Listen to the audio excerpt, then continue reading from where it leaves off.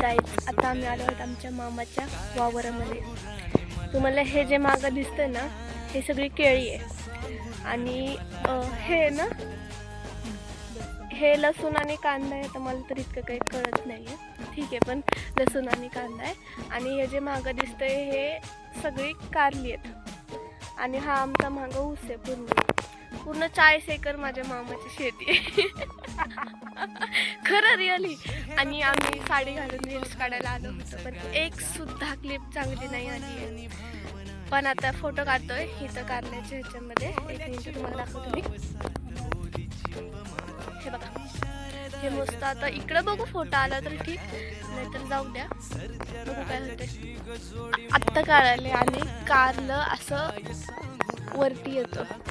मी इतक्या दिवस होतं असं मोठं झाड वगैरे असेल वगैरे, तर असं काही नाही आहे.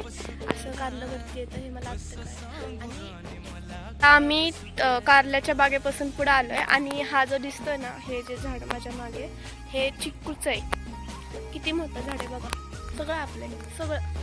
आणि हा जो मागं ऊस आहे आणि ऊसाच्या नंतर ना डाळिंब आहे आणि डाळिंबाच्या पुढे जेवढं पण तुम्हाला दिसते ना शेत सगळं सगळं आपले आहे ना ग.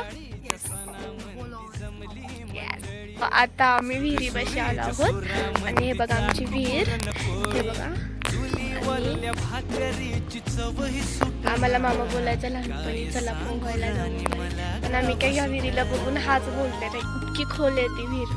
हा बघा, हे केळीचं झाड आहे. असं असतं केळीचं झाड, देशी केळी ते एकदम, म्हणजे आपल्या पुण्यामध्ये तर कधीच मिळणार नाहीये. आणि ते जे आहे ते आंब्याचं झाड आहे आणि हे नारळाचं झाड आहे. खूप सारे नारळ. काय सांगू राणी मला गाव सुटना, काय सांगू राणी मला गाव सुटना, कसं सांगू राणी मला गाव सुटना.